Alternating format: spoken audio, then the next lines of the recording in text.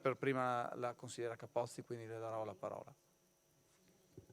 Grazie Presidente, voglio ringraziare gli auditi per l'importante contributo che hanno reso. Se siamo qui e soprattutto se un'acciaieria non si fa nella nostra regione, grazie a loro.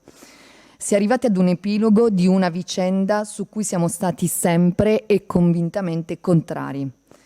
Tuttavia non si può ancora parlare di epilogo, cioè se si può parlare di epilogo rispetto all'acciaieria, certo non lo si può rispetto ad altri punti, che per noi restano un presupposto fondamentale per impedire che la Punta Sud sia oggetto di insediamenti che vadano a minare l'equilibrio ambientale e vadano contro il presupposto fondamentale di rinaturalizzazione. Parliamo di un'area acquistata dal consorzio industriale per proseguire tale scopo, non certo per essere cementificata. Ma facciamo un passo indietro. Abbiamo assistito per un anno a un non dire e dire le cose. Si è negata l'esistenza stessa di un progetto, per poi scoprire che un progetto c'era ed aveva un nome, Adria. Situazioni equivoche che necessitavano di chiarimenti e che necessitano a tutt'oggi, come ad esempio, senza andare troppo lontani, la situazione imbarazzante tra l'assessore Bini, che in aula ha dichiarato di aver avvisato la Danieli prima dell'approvazione della generalità di giunta, con cui si è deciso che l'acciaieria non era più di interesse della nostra regione, e Benedetti che dice di esserne venuto a conoscenza dai media. E visto che gli studi li ho letti, voglio fare alcune considerazioni. L'acciaieria ipotizzata avrebbe comportato un aumento del traffico spropositato, con un milione di veicoli in più sulle nostre strade. Passiamo dagli 80 ai 3.250 veicoli al giorno, 2.416 treni l'anno in più in entrata e in uscita nella zona industriale, un aumento di 10 volte di emissioni di monossido di carbonio, 9 volte quello di acido cloridrico, 5 volte di diossine e furani, nonché il raddoppio delle polveri sottili, in un'area non capace di rimuovere e diluire gli inquinanti immessi, per cui si prevede l'accumulo e il ristagno di inquinanti su larga scala locale. Dagli studi è emerso anche che le aree oggetto dell'intervento fossero 150 ettari e non una settantina, come sempre detto, e che i lavori necessari per il suo insediamento a carico della Regione sarebbero stati almeno 180 milioni di euro e non solo i 90.000 garantiti dalla Regione ai proponenti. Inoltre è emerso come l'Università di Udine aveva già rilasciato all'amministrazione un parere idrodinamico positivo sui dragaggi a 9,65 metri a ottobre 2022, prima di redigere lo studio idrodinamico costato 150.000 euro alla Regione, che è pervenuto alle stesse conclusioni.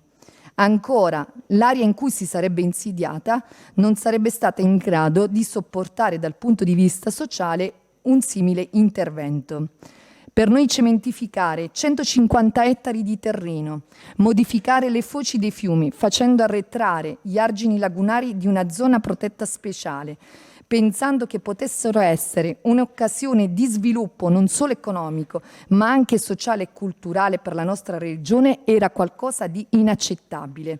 E mi chiedo, e qui rispondo anche al collega Budai, quale altro territorio avrebbe potuto sostenere questi numeri. C'erano evidenze e ci sono ancora, anche alla luce degli studi delle università, che questa scelta non era giusta per la Punta Sud, non era giusta per l'impatto ambientale, non era giusta per l'impatto sociale. Eppure alla Giunta, per ritornare sui propri passi, è servita una petizione che ha portato 24.173 cittadini a dire no, a difendere il proprio territorio. Non riprendrò oltre le questioni più volte sollevate, ma continuo a ribadire che bisogna difendere quel territorio perché la Punta Sud sia rinaturalizzata e la forza a cui appartengo si batterà per questo e non accetterà soluzioni diverse. Ecco perché abbiamo predisposto, e quindi mi accingo a depositarla dopo il mio intervento, una risoluzione per cui chiediamo alla Commissione di valutarla e di deliberarne la trattazione in aula.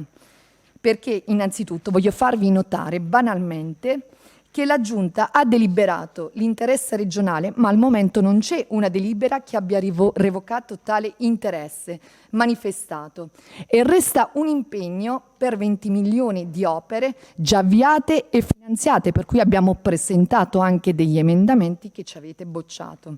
Quindi la partita, se può dirsi chiusa per l'acciaieria green, non può dirsi certamente chiusa rispetto ad un'area e quindi chiediamo alla Giunta, nella nostra risoluzione, e quindi anche a rafforzare quanto chiesto dai comitati nella petizione, si impegni a qualsiasi futura quindi a non procedere a qualsiasi futura escavazione del canale navigabile oltre la quota esistente e all'ulteriore manomissione e contromissione della laguna di Grado e Marano, alla trasformazione dell'area indicata come punta sud nella zona industriale di San Giorgio di Nogaro e delle zone limitrofe già destinate ad area verde, alla costruzione di una nuova acciaieria, di altri impianti industriali o infrastrutture che creerebbero un danno irreversibile dal punto di vista ambientale.